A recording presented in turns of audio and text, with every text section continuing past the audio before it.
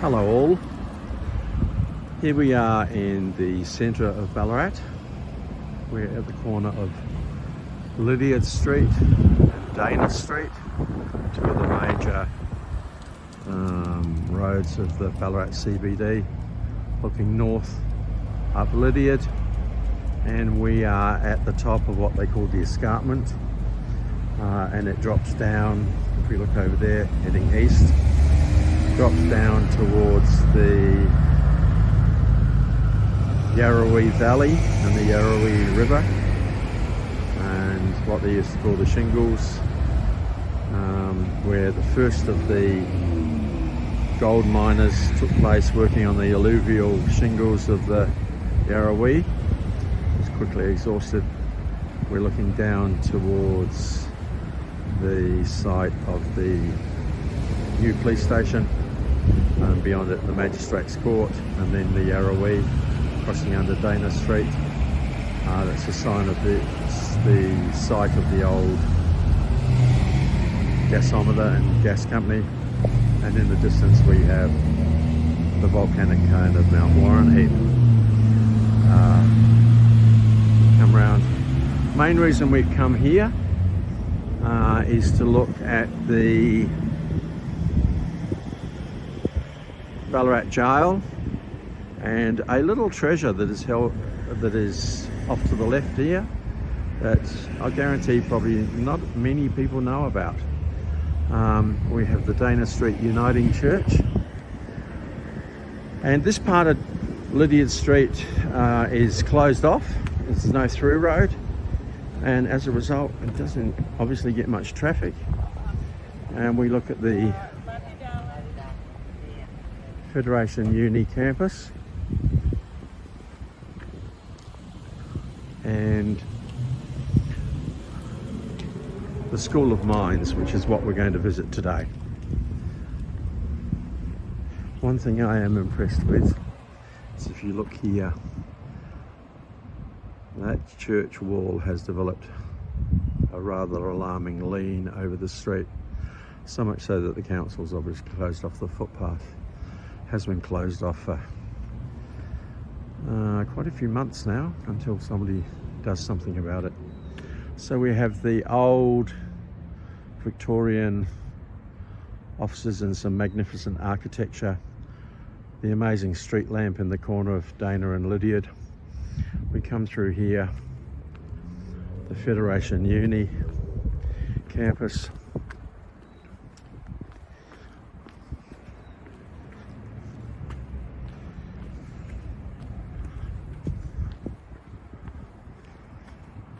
We have the School of Mines building, which was established in 1856.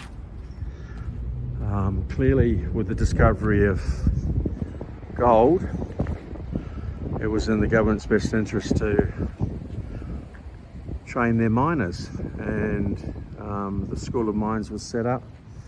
Next to it we have the 1890s Central Administration Block. And further down there we have what remains of the old Ballarat Jail, which operated from 1865 to 1965. It was built as an alternative to, they had convict hulks anchored in the bay, in Hobson's Bay off Williamstown, which were incredibly unsanitary and far from satisfactory, and as a result the jail was built.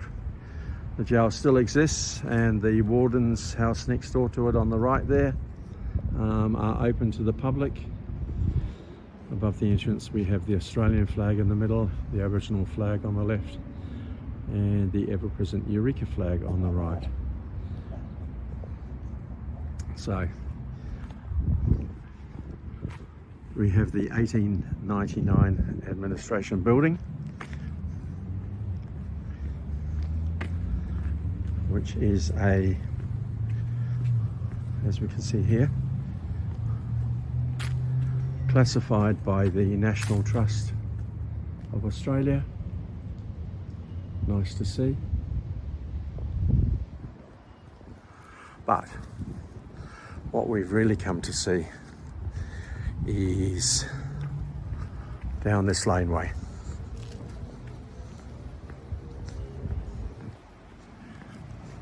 So I want to talk about an amazing gentleman called Ferdinand von Müller.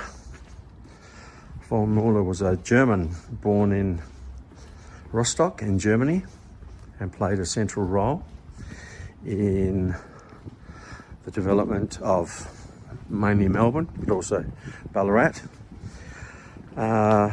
His sister suffered ill health, and as a result, a friend recommended that they leave Germany and head somewhere warmer in interest of her health. And as a result, the family moved, and in 1847 moved to Adelaide. Müller was an amazing person. He started off as a chemist. He was a cartographer, explorer, and became a brilliant botanist. He is responsible for most notably the Melbourne Botanical Gardens and Herbarium. He is legendary. He gave his name and classified to dozens and dozens of Australian species. He was the first person to describe the macadamia nut, which we as Australians gave to the world. No, it was not Hawaii, it was Australian, and he named after one of his mates, Mr. McAdam, and so we have the macadamia. But what are we looking at here? It looks like an ordinary courtyard, I hear you say. But this is what we call, or what was termed, von Müller's garden, or the system garden. And in conjunction with the jail and the administration building, this steep terraced area was a mini botanical garden established. So much so that it has been classified by the Historic Places Trust in 1995, and it's worth reading the description. And it talks about, it lists the steep terracing, which you see here. It lists the vistas over the Yarrawee Valley, which you can't really see, but you'll see as we go down the stairs. The crisscross footpaths, and more importantly, it lists specific trees which are protected. So if I walk down here, they are so massive that I need to get a decent angle on them. So I walk down here. We have a superb example of a Canary Island palm, an even bigger Norfolk Pine, brilliant trees, a weeping elm, which is this one. It doesn't look that old, does it? It also, in the historic listing, it mentions cordylines. I can only find one, that one there, and tree ferns. And if we come back through here, there's a couple of tree ferns down beside the building. Okay, an absolute little treasure, a gem, and it's remembered specifically by a plaque here which says, "These botanical gardens were established in 1879 in connection with the Materia Medica course of the Ballarat School of Mines. They were inspired by Baron Ferdinand von Müller, who examined students in botany from 1880 to 1888. Early lecturers were J.F. Usher and E. Gutheil, both doctors." Okay, so We have some steep terracing. It's obviously all been recently redone. We have the old School of Mines there, repurposed into modern business activity hub. We have the O building with clearly taught plumbing.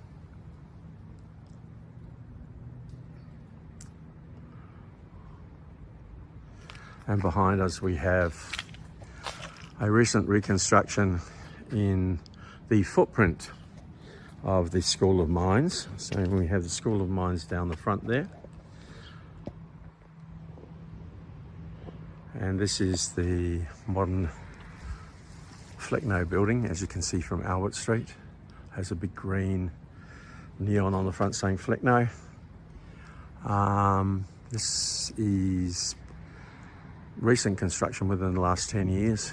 It houses a number of modern businesses and business activity hubs, and is named after Mr. Flecknoe, who is another person that we need to do a video on, who was instrumental. He was I hate the phrase, a shaker and mover in Ballarat. He was editor of the Ballarat Star. He was fundamental in establishing Sovereign Hill.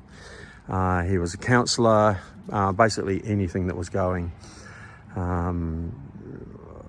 He was involved, and we have a lot to thank him for, and as a result he has this grand edifice named after him. But what I wanted to show is, I wanted to show that, you know, the number of people who probably walk past or drive past on Albert Street, which is through the gap there, or on Lydiard Street up there, and are completely and blissfully unaware of the little treasure and the link to the past.